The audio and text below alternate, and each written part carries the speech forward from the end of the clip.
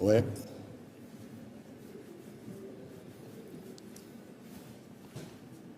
Je voudrais rêver d'un pays en paix.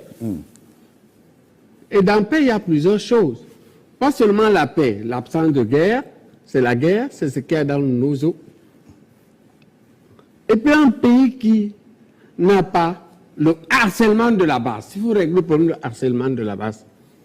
La base. Oui. Il faut régler ce harcèlement. Quelle est cette situation où les hauts fonctionnaires ne peuvent pas aller à Paris? Il faut régler le problème du mécontentement du MRC, le mécontentement de l'UPC, qu'on a exclu du système électoral. Les UPC sont mécontents, il faut régler ces problèmes.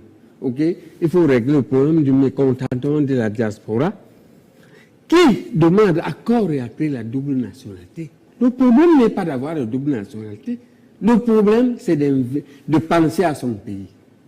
Un membre de la diaspora, et moi je suis médecin, il ne se passe pas 10 jours sans que je sois en train de soigner un parent d'un membre de la diaspora. Et l'argent vient du Canada, des États-Unis ou d'Allemagne. D'accord? Un monsieur qui fait comme ça, un monsieur qui investit, qu'est-ce qui empêche? Pourquoi il ne peut pas être conseiller municipal? Pourquoi il ne peut pas être député? Pourquoi on ne l'accueille pas quand il arrive à l'aéroport avec sa femme? Il faut régler le problème de la diaspora. Un pays, je vois un pays prospère. Paix et prospérité. Ouais, la paix, la prospérité. Qu'est-ce que j'entends par prospérité? Un pays riche qui a l'argent, on vend le pétrole, on vend le gaz. Cet argent est où? Pourquoi on fait un budget de 7 300 milliards?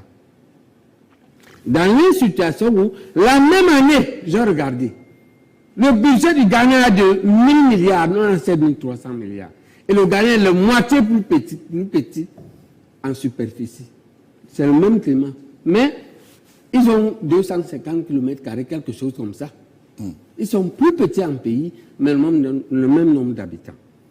J'ai regardé aussi la Côte d'Ivoire. Elle a le double, 15 000 milliards. On a 7 300. Et une superficie moindre aussi, 350 quelque chose, mais 40 millions d'habitants. Qu'est-ce qui fait que nous, on n'a que 7 millions 300? En réalité, il y a une dissimulation des richesses qui sont détournées. Donc, il faut régler ce problème. La prospérité, c'est nos richesses. Elle peut aussi venir de la culture de la terre.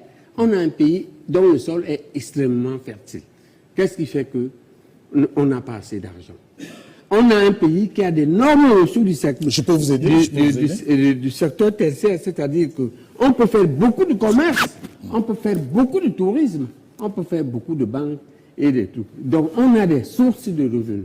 Donc, je veux un pays prospère. Si on gère bien cet argent, on peut être prospère. Je vois, enfin, un pays, on va dire uni. Ça, c'est le tribalisme, essentiellement, qui nous désunit. Et puis, ouais, je vois un pays qui est le socle de la Confédération des États unis d'Afrique. Oui. La CUS. West Africa. Ouais.